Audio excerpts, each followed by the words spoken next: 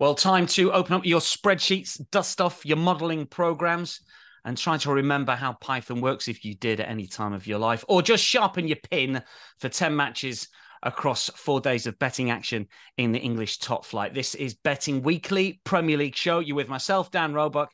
I'm failing the aforementioned. Stop scrolling and scribble down Nigel Seeley and Jack Wright's picks for week one, which comes up, of course, this weekend. Nigel, we've got a conundrum, though, for bettors ahead of the opening set of fixtures. So we've got the spectre of games lasting, 100 minutes, 105 minutes, maybe even longer. We had 15 goals in added on time last week across the EFL. That's the 3 divisions, only 3 last year, incidentally. Should those that like to back the unders look for another job? What's your initial reaction here heading into the season? Well, I'm an unders better, so it's not good news for me. I like betting the unders rather than the overs, so I am starting to be a little bit concerned by those things. I think obviously you saw from the World Cup, at the beginning of the World Cup, there was no mucking about. There was 10 minutes added on. We saw a match last week, Barnsley, I think it was 3 goals or 4 goals in injury times in the first half and the second half. And I think it's more importantly for the first half. I mean, the second half of football matches, we always know there could be potentially 6 or 7 minutes. We've seen double figures now. But in the first half, it's very rare that we see 7, 8, 9 minutes. It's really unheard of. So the one thing I would say is obviously it hasn't been factored in as much as you would expect at this moment in time, but I think it will. I think the public will get onto the overs. I don't think the bookmakers are going to be too worried just yet. I think they'll probably factor the pricing slightly as we move on, and we'll see how we go in the Premier League this week. But I think the one thing it does advantage, I think it really helps the big teams. And I think that the big teams with the better squads, you can bring players on with 15 minutes to go. You can make substitutions at 90 minutes. Nowadays, and I think substitutions might be left a little bit later. And I think obviously the teams with the better squads who tire teams down eventually, that will help them. So I don't think the minnows will be helped by it, but I think if a game's drawing 0-0 and their backs against the wall of team and the favourite keeps pushing and pushing and pushing, we'll eventually see a late goal for them. So I think it would suit the better sides than the lesser known sides. But at this moment in time, it's not something that I am looking in massively into figuring into my odds or my market suggestion or what I'm going to do. I think it will play a part, but at this moment in time, it's a watching brief, I believe. But I do think, on the flip side of that, the teams who come to these big sides who defend and niggle and kick the ball out and such, they've got to learn how to play the game a little bit more. And then you may see them not time wasted enough, and we might get carried away, and suddenly the game might flow by quicker, and it might revert back to 5 minutes or 4 minutes because the teams don't intentionally time waste. So at the moment, a watching brief for me. Yeah, I mean, look, this thing is designed to stop the time wasting. So this might be a relatively small window. We're seeing, a lot of minutes at the moment, and we'll see that this weekend. Come, I don't know, October, November, December, January, it might change because it might stop. And Jack, Nigel's touched on game state there and better teams. 0-0, better team away from home against a minnow, 1-1. But if they're 3-0 at home, and okay, we might have had a lot of substitutions, and they're talking about goal celebrations being timed. So if Arsenal are beating Forest 4-0, there's been 4 great goals, players have jumped into the crowd, and there's a lot of added on minutes. But do we really think there's going to be a lot more goals at a game state of 4-0? What's your general thoughts when it comes to this from a betting point of view? No, absolutely. Game state is vital. It generally is in betting. If you're betting those kind of markets, it's a key indicator that, as you say, if a side of 3, 4, 5-0 up, realistically, if there's 4 minutes of injury time at the end of a second half or 10, it just means more time for playing it around at the back, really. They're not really going to go for the juggler unless there's any specific incentive in that as far as goal difference towards the end of the season. But yeah, I think the incentive is there that we're looking to try and eradicate all the time wasting that's been there with the ball being in play for like 40 minutes, 50 minutes. And one side's realised that they're not really getting any benefit out of it, then it is likely to get a lot less. And I think, Nigel's right. We'll then start to come back to what we're expected to. Those first halves, bang on. Those first halves are the real difference makers. I've seen second halves with between 5 and, say, 12 minutes. So, it is a case of watch how this goes. Obviously, we've not had it in the Premier League yet. This will be the first weekend of the new season, therefore the first weekend with these new directives. So, we know there's a few big characters in the managers that are patrolling their technical areas. I'm sure they'll be getting up and in the faces of a few fourth officials. So that could be quite interesting as well. But I think the corner markets, the card markets, they're all ones that we'll have to have a little bit of a tweak with our standard play. But if you've got a team that can't score a goal, we've had the phrase that they could have been there till Christmas Day and not scored a goal. Another 3 or 4 minutes ain't going to help them, which hopefully we'll come on to later. Well, I mean, look, I think there's lots of things to consider. I think it will probably change over the course of the season. I mean, it's going to be fascinating to see if teams push for it. I think just from a marketing point of view, Nigel, there's going to be an overreaction here. So if you're looking at in-play markets, when a board goes up of 12, 13, 14 minutes, say, I think that the market will react, and essentially, I think there will be value on unders. There's always bettors are going to look at that and think, I've got to go overs. There's another 13 minutes here. I think there's going to be overreaction, and it might take a little bit of time for that to settle down. I don't know what you think. Yeah, I agree with that. I'm always think there's value on the unders anyway. I think the market will just go crazy. I think Jack's point is definitely right. I think the derivative markets, the corners, the bookings are the ones that will be affected much more than the total goals. Because if there's 10 minutes injury time, what is it, 0.2 of a goal? It's, you're still heavy minus money not to score in that period of time.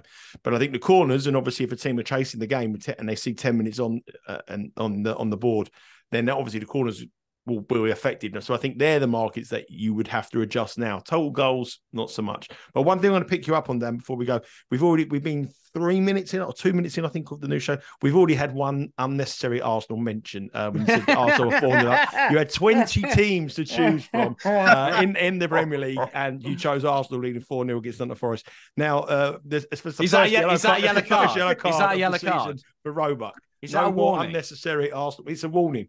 Official warning. All right. Arsenal unnecessary mention number 1. Yellow card. These directives have tightened up even for these new directive. They've spoken about it. It's a yellow card offence. Just on yellow cards, Community Shield. I mean, players were not even kicking the ball away, but touching the ball. It's one of these things. First few weekends of the season, I remember a few years ago with pushing and pulling inside penalty areas, a lot of penalties, and then literally about 3 weeks later it all dies down. And do we expect the same, Jack, when it comes to sort of yellow cards and that type of thing, or do you get the feeling they might be a little bit stricter this year? I feel exactly what you then said. I think we'll get a 2 or 3 week spike mainly, and we've already heard it where the likes of Pep have already started to crank the pressure up. That'll only intensify if they start seeing 5, 6, 7 of their players getting booked on a weekly basis. And you're right, that's a perfect one. That in the penalty box, as soon as a bit of touching, we were getting penalties left, right, and centre. And then it got eased down a little bit. And we even saw it in the World Cup again with the time side of things, that we started off by going, wow, we're getting all this like 10 minutes injury time at the first half and second half, and then it's slowly reverted back to type. So I think there'll be some pressure applied. And some conversations behind closed doors if it does look like it's going a little bit out of hand.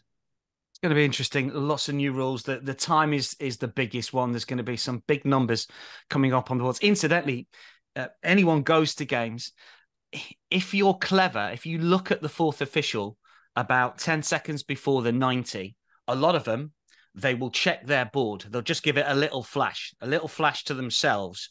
And if you're quick and you're looking at the right minute and it comes up 16, you can guess that. I mean, it might be a situation here, Nigel, where you might become an expert of how many minutes he's going to be predicted, and you can just have a little in just before the board goes. I find it, every time I've ever tried to have an edge on something, I've always proven it's always gone against me. I've always tried to have it. So knowing my luck, I'd see 16. Bet the over, think the 16 minutes, and then substitute number 16. That'd be my luck. The one thing I would say, last week we saw so many yellow cards in the Championship. I think they're averaging about 5 a match. So many red cards. I was at a game last week and there was a red card in that match as well in the Football League. There was a lot of red cards around. And the average price for a red card this week with Bet Rivers is around about plus $4.55. I think if you just bet all the matches blind to have a red card on week number 1, if you got 2, you will get your money back. And if you got 3, you're going to cash. I think you'll see red cards week 1 because not only the players, the referees week 1 are like the teachers going back to school, aren't they? Week 1, they've been told by the headmaster they need to pull Seeley in. Where's your tie, Seeley? Yeah, and they're absolutely where's your blazer, Seeley? Yeah, they're absolutely full of themselves. And I think that's what you're going to see. So they're going to be very strict, and they're going to work to the rules and the laws like we see into first matches in World Cups, the first set of group games in every major tournament. And then by match day 2 or match day 3, you could virtually kill someone and not get a red card. But match day 1, you touch them, you're banging trouble. So I do think if you bet the red card blind in all the matches this weekend, I think you will cash.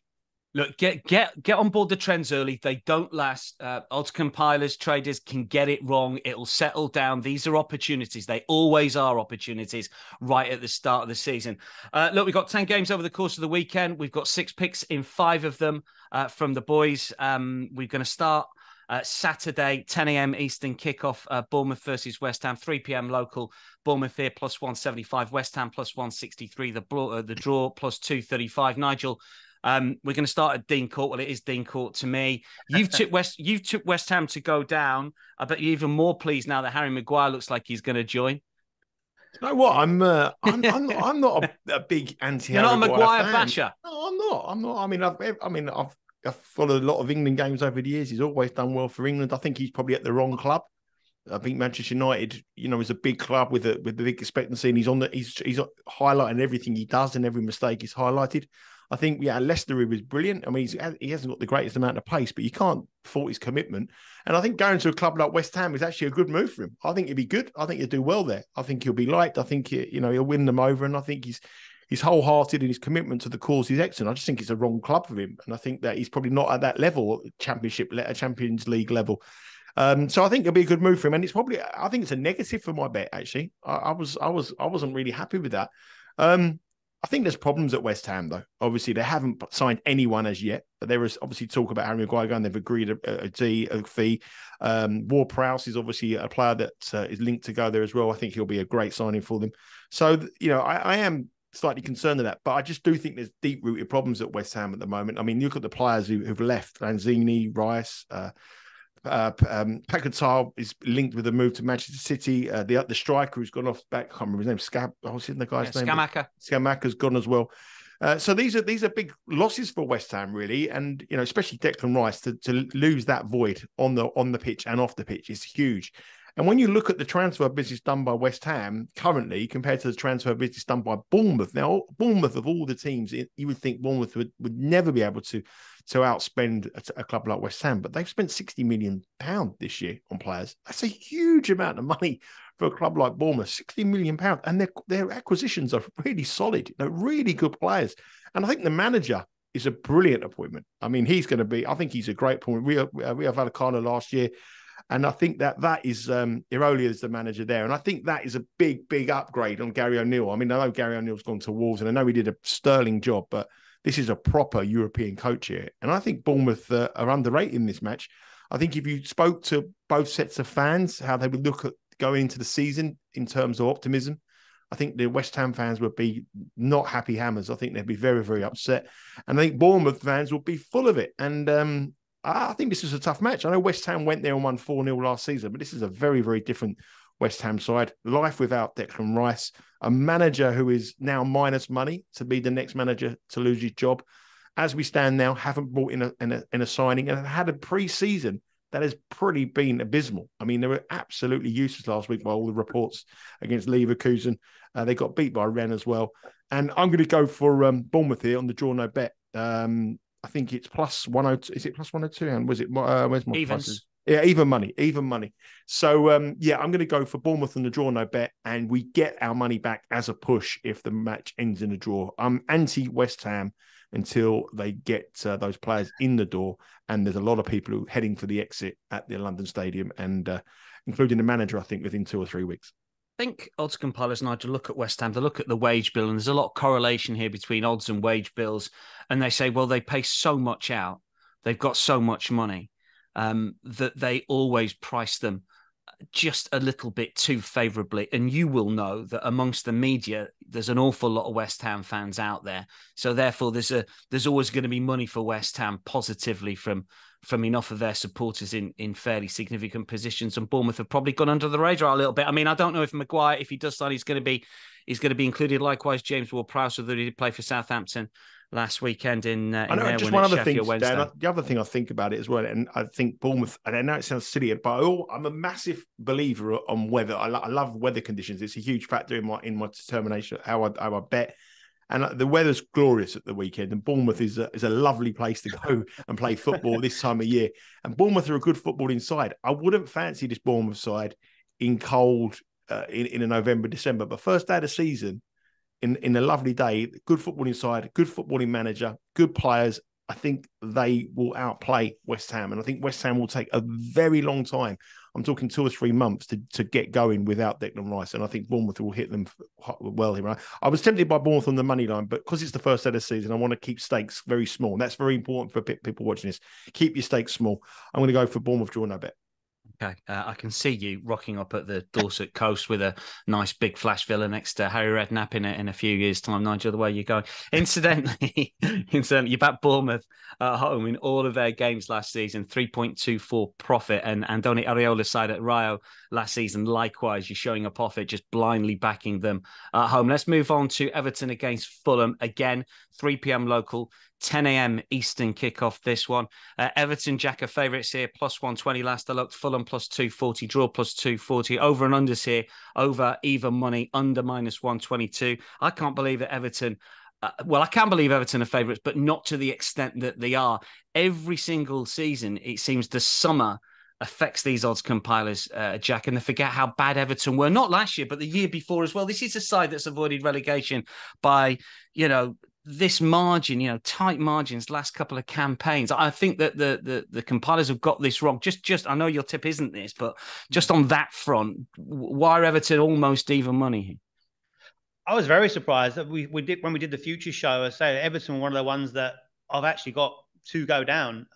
Wasn't my official tip in the end, but I just feel that they've got to that point, as you said, they've been on the edge of the cliff the last 2 or 3 seasons, and as if to say, well, Everton have been in the Premier League and in the top flight for like ever.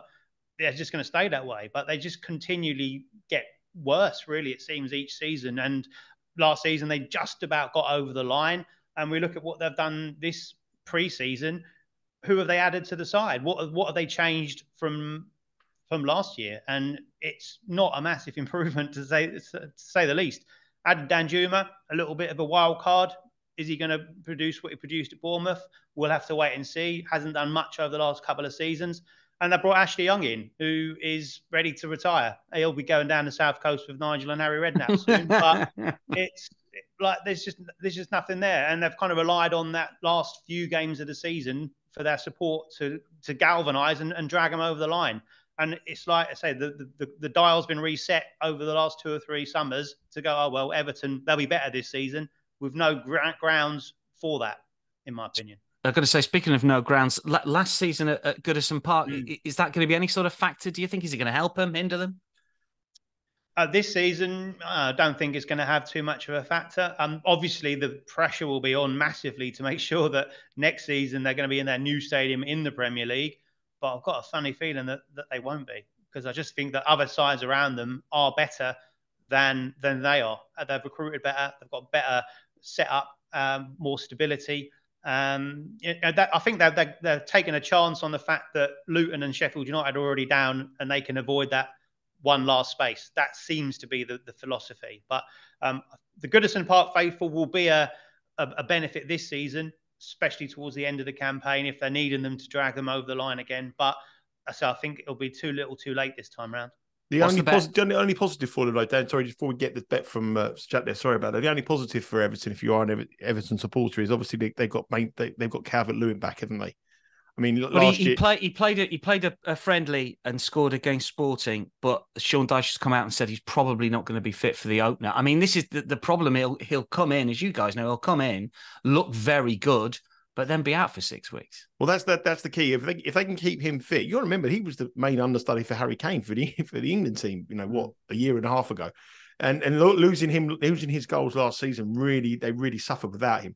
If he's fit, and I think he'd probably be able to be that 20-goal a man a season that can keep them out of trouble. But without him, I agree with Jack. I think they're in big trouble this season.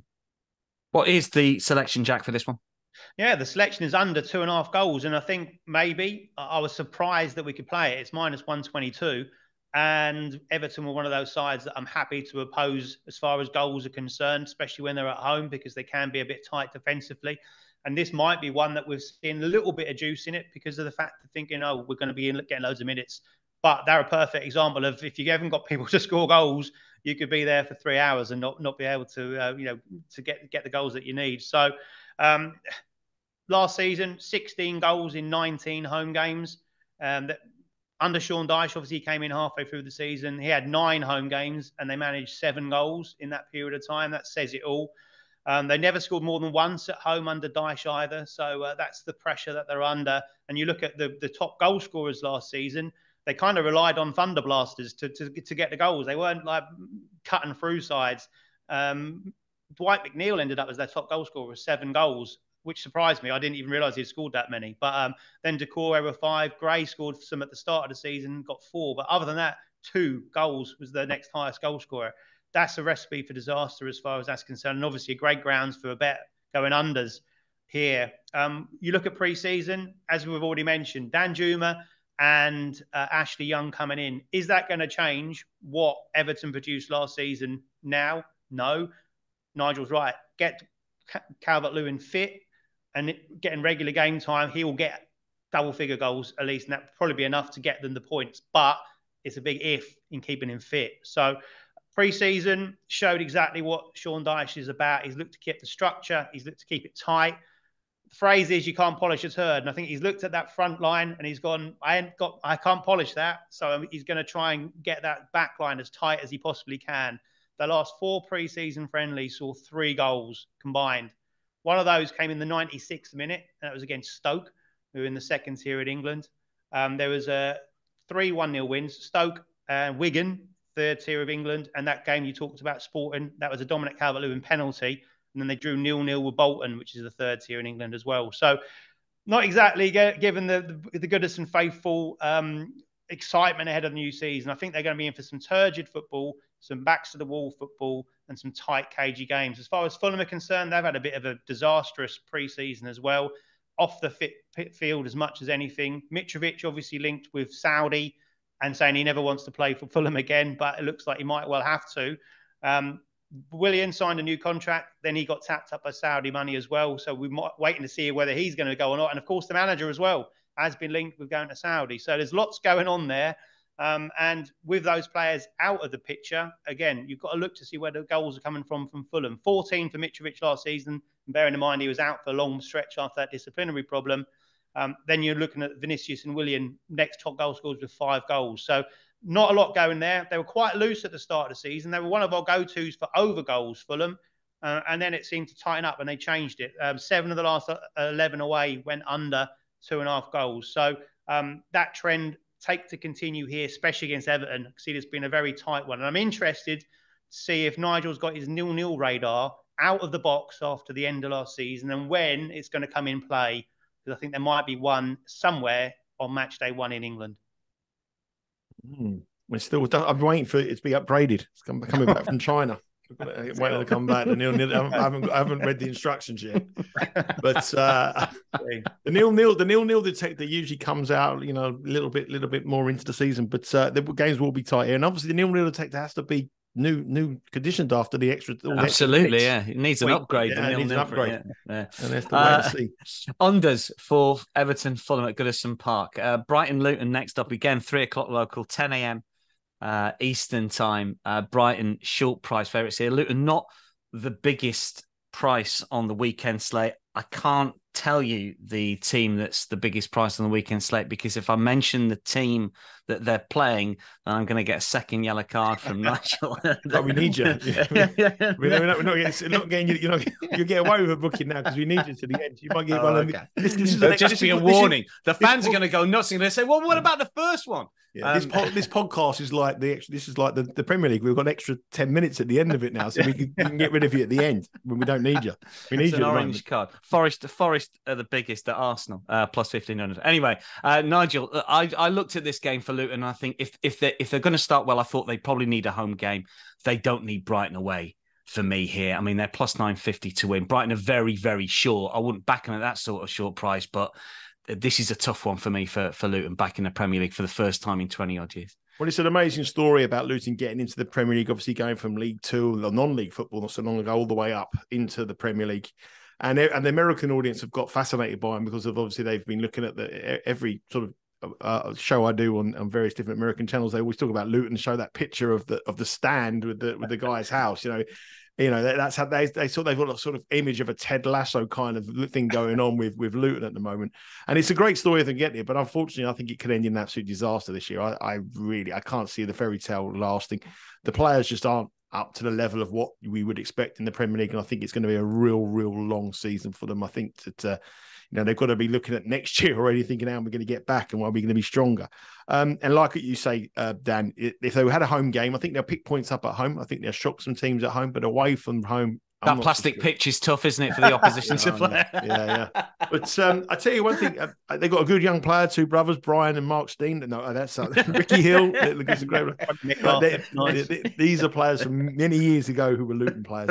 But let me. The thing is here is that at the end of last season, Luton's road form was really bad. I mean, they only won one of their last 7 going down the stretch in the Championship. And that win was at Rotherham, I think it was. And all fair. Rotherham, Brighton, or Rotherham. There's a polar opposite between the two sides. I think Brighton, obviously, what they did last year, they want to build. They're owned by obviously a very, very wealthy owner and a very, very an owner that wants to progress. He doesn't want to sit and stand still and say, "Okay, we've made Europa League." He wants to go even further. He wants to win some silverware. They got to the FA Cup semi-final last year, but they wanted to win the trophy. They want to get into the top 4. That is their ambition. And whatever Mr. Tony Bloom, who's the owner, does, whatever he sets his target on, he gets. So the acquisition of players and talent at Brighton is the best probably in world football in terms of how they scout and what they sell players for 100 million and buy replacements for 2 and then sell them for 100 million. They're geniuses in recruitment. So there's no problem with Brighton. They'll have a system, and they've got an excellent manager. I mean, probably one of the best managers in the Premier League, who will be looked out for if any of the top 4 are struggling, or if Tottenham, for example, don't do well. I think they'll be making an approach for the Brighton manager here. So Luton, what chance have they got? Well, very little, really. If you look at Brighton's form last season at home, they only lost once against a bottom half side. They pretty much beat them pretty easy. They beat Southampton 3-1, they beat Wolves 6-0, West Ham 4-0, Chelsea are a bottom half side, they beat 4-1. They also beat Leicester 5-2, beat Liverpool 3-0 as well. So you're putting Luton into that. Luton are way off the pace on those. 6 of the 10 matches against bottom half sides they won. They covered the 1.5. And I would argue that out of those 10 last season bottom half sides, Luton would be the worst out of all of them. And I think if this was a match other than the first game of the season, I think Brighton would probably start about -500 for this match. I think if it was like Christmas time, and we saw how bad Luton are and how potentially good Brighton are, I think Luton could start off in matches away at Manchester City as like the highest price the Premier League's ever seen. I think they could be. I think on the exchanges, I think you could get 100 to 1 Luton to win. I think they'd be the biggest price. You're never going to get 100 to 1. Why not? You're never going to get 100 to 1 about a team. We've had a 50 to 1 shot, and we had a 50 to 1 winner. Sheffield United beat Man United 50 to 1. I think it was Sheffield United. Yeah. We've had 50 to 1 shots from the Premier League. Blackburn beat Manchester United. There was 66 to 1 on the exchange. Yeah. I think Man City. It'll be pushing up there, but I 80 I find it hard to believe. But hey, look, I know what you mean. I think this is a really difficult game for them. Just on Brighton. Actually, just go back. Just continue with your bet because you were getting halfway too well. More than I was basically just giving you the bet. Basically, 6 of the last 10, 6 of the 10 matches against bottom half cups last season, Brighton have covered the 1.5 handicap. I would say that Luton are the worst team out of all those 10 teams that finished in the bottom half of the last season. And I'm going to go with Brighton -1.5. I think this could be a real bad afternoon for Luton. I think the euphoria of getting to the Premier League, they're going to be hit with a reality bang here. I think this could be 4-5-0 to Brighton. -1.5 Brighton at -104. And if you were playing a team and there's 10 minutes on the board at the end of the match and then at half time, Brighton are not one of those teams. You don't want Brighton, do you? You don't want to be Brighton, your opposition. So -104, just a little bit under even money. Brighton to win by 2 goals or more against Luton. I think you're right. I think this is going to be the last time you'll get odds such as that for a team like Brighton. Let's call them, top 8 or top 10 team against Luton. I think that handicap for around about even money you're going to have to go, -175, -2. It's just going to go up throughout the season because Luton could hammer. Just on Brighton, you mentioned it briefly there, and the revolving door of very good players. I mean, at one stage, is Tony Bloom going to go to the well of South America and Eastern Europe and wherever he gets his players from and find there's going to be nobody there? But I always think there's got to be some sort of regression sometime. There never seems to be. I don't know if the odds compilers take that into consideration or just they buy into what Tony Bloom does and says, well, they're just going to be the same as last campaign. Is it going to run out at some stage, do you think? I don't think it will. I think the scouting they have there, and his stuff that he's been doing, profiling players for years and years and years, is second to none. And everybody's trying to replicate what Brighton do. The academy's superb as well. If you get Brighton Academy, it's fantastic. It's as good as a Man City, Manchester United. They're a club on the up, and he's the main reason for it. And the other thing, not only the recruitment in players, the recruitment in managers. I mean, even go back to this Chris is his Hughton. first full season as well, by the way, De Zerbi. Yeah. He wasn't at this. It's going to be an interesting one. But you had Chris Hughton, and everyone said it was crazy to get rid of Chris Hughton, and then you got Potter in who did an unbelievable job. He went, and De Zerbi's even better. They've gone up and up and up in quality of manager as well. Just a club that's run right. You won completely. If you're looking at a model of a football club, Brighton are that. And I think Luton, the fairy tale has been brilliant. The story's been fantastic, but they're going to come down to earth with a big bang on Saturday. Final one Saturday, again 3 p.m. Very traditional from the boys with their picks so far, certainly from an English point of view, but it's 10 a.m. Eastern, so good time for US bettors to take stock on Saturday morning. Sheffield United against Crystal Palace. We're going here. Palace are favourites plus 140, Sheffield United plus 225. I can't believe here, Jack, that Sheffield United's price to be relegated hasn't really changed. We did the futures preview on Monday. I've been checking all week. They keep losing players. And good players as well. Ndiaye, who's gone to Marseille, was their top goal scorer, top assist maker. Berger's gone. The two lads from Man City who played an awful lot of games last season. We saw how good Callum Doyle is last weekend. James McAtee as well has gone back. I mean, they're still minus 155 to go down here. I mean, things are right at Brighton. They are not good at Bramall Lane. Absolutely terrible. No, they're in absolute desperate straight. It's awful to watch, really, to be honest. It's seeing them just being stripped apart. The owner obviously wants out, and so that, like, you think they had a brilliant season last season. If it wasn't for Burnley being that much better than everyone else, you'd been heralding like Sheffield United's performance, because they weren't far behind and did superbly well. Scored lots of goals, kept it tight at the back, racked up loads and loads of points. And so did fantastically well. But that's a long distant memory now. And you're right in what you say. They've literally stripped out all the creativity and all the goals. I had a quick tally up of the players that they've lost. Ndiaye, 24 direct goal involvements. McAtee, 12. Berg, 11. Doyle, 7. So 54 direct goal contributions have gone from that lineup. And the one guy that was up there, as far as scoring goals is concerned, jury's out whether he'll be able to do it at Premier League level, was McBurney, who scored 13 with 2 assists as well. And he's out injured for the start of the season as well. So you go down to the next most, the best player as far as contributions concerned is Ahmed Hodzic, as far as a centre-back's concerned, who scored 6 goals and 2 assists. So they're in real trouble. There's no shadow of doubt that the side they've got at the moment is weaker than the side that started the championship campaign last season, let alone finished the championship campaign last season. So that's a recipe for disaster to go into this Premier League season in that shape. And the manager, Heckenbottom, said that they're way short of where they need to be to compete at this level. So they're the kind of words that you normally say just before you get binned out of the door. And I'm like you, I'm very, very surprised. They're my actual favourites to finish bottom of the table this season, even below Luton. I just think that they were poor last time in the Premier League, and they've got nothing about them this time that can even come close to where they were then. So, it looks terrible. I was tempted to play Palace. I've got a couple of reservations about them, so I didn't. But I was, again, very surprised to see the fact that both teams to score no is my actual selection for this at minus 113. Because I can't see where Sheffield United's goals are going to come from. So I've got a couple of reservations about Palace, just to stop me pulling the trigger on them at plus money, although I think that's not a bad play at all.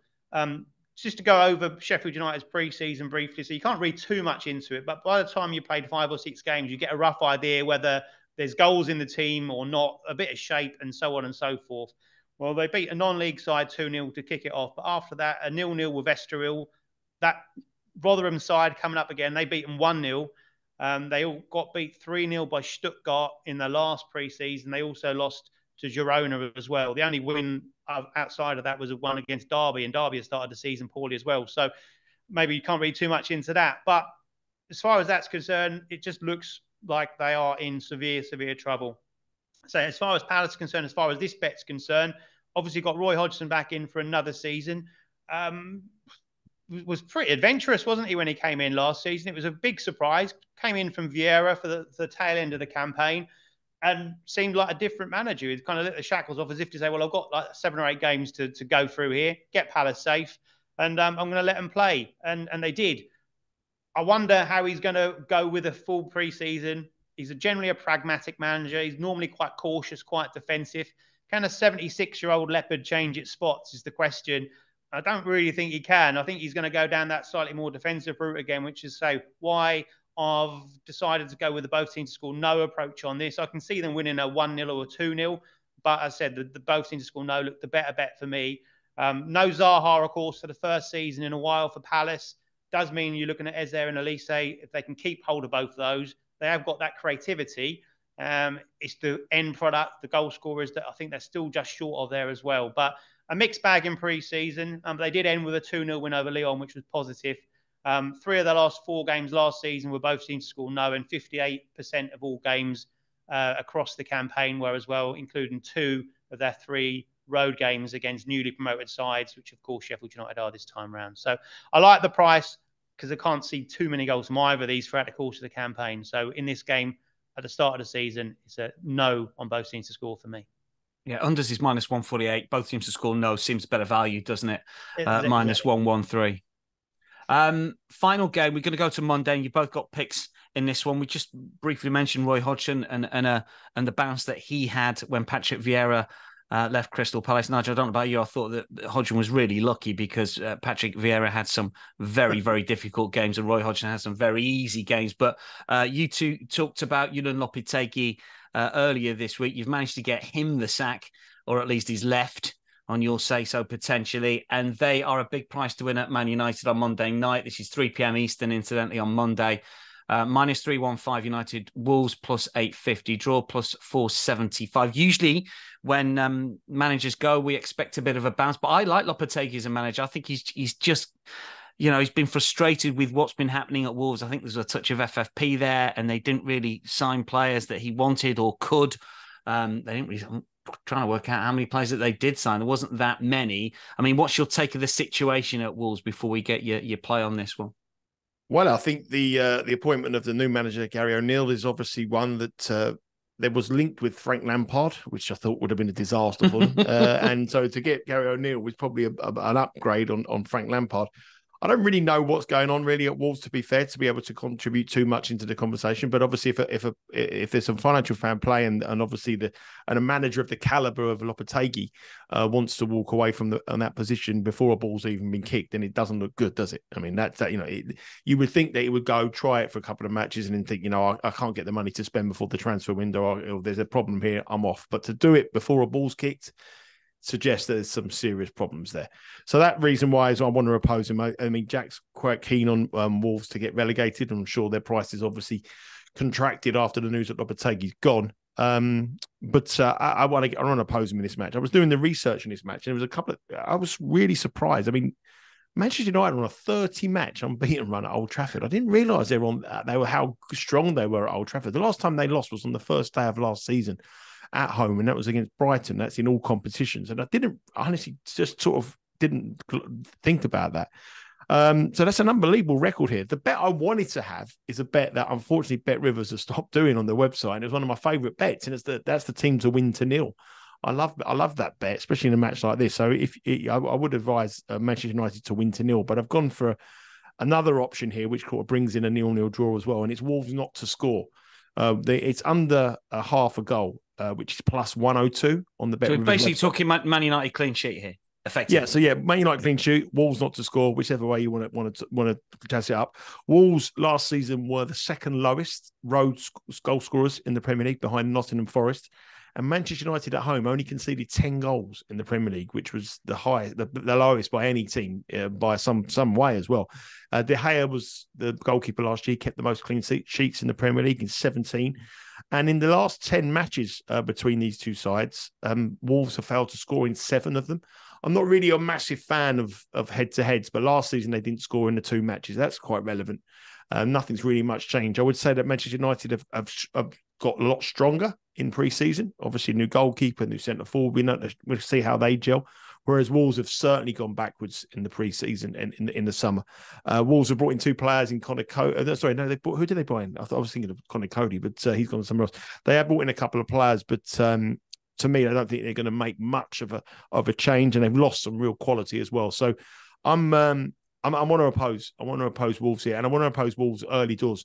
I always think Wolves are quite a good side for under bettors. I always think Wolves are a team that you want to be with unders, and I don't think they offer anything of the goal threat. And I've always been staggered how Wolves have done so well in the Premier League in the last couple of years, and I think it could be their time to struggle this time around.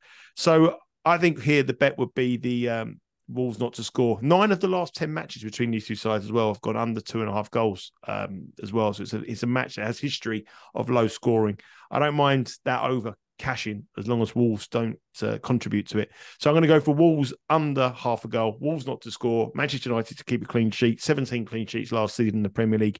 And I'm going to go for them again to do the same at plus money, plus 102. When you consider that Wolves haven't scored in 7 of their last 10 against Manchester United. And with all the crisis that's going on at Molineux, I think that's a decent bet. That. Yeah, Doherty is the player that you're thinking of. Yeah. Who's come back to Wolves from Spurs. Incidentally, Bet Rivers Wolves to go down plus 275, plus 325 on the show on Monday when Jack highlighted the bet. So hopefully you are on. You've got a pick in this one, Jack, as well. Similar theme, isn't it?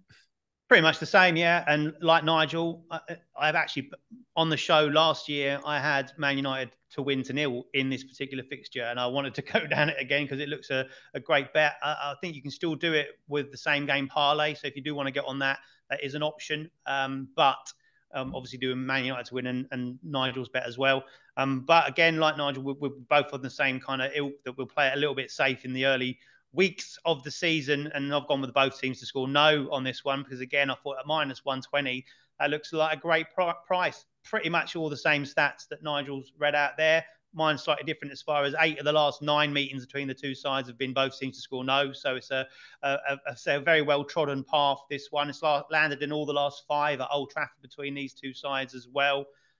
And so Nigel, what he said, 17 clean sheets last season for Man United, which was a league high. 11 of those come at home, conceded only 10. Only 5 goals conceded against teams outside the top 6, which we can safely say Wolves are one of those sort of sides. So that track record is set up perfectly as far as the Man United defence is concerned. And again, as we already talked about, Wolves' attack is rank, to say the least. 12 away goals last season, failed to score in 9 of their 19 away games, 31 across the whole season, across all venues, was the lowest total in the division. So shows you what it's about. And that was with Lopetegui in charge for a good half of the season. And so it's certainly a downgrade with Gary O'Neill in charge, who I imagine will set up this one very tight, look to keep it compact, look to keep it as tight as he possibly can, possibly nick something on the break. Can't see it happening. A lot of ball for Man United. And I think they'll break them down with a win to 0 and cash both mine and Nigel's tickets.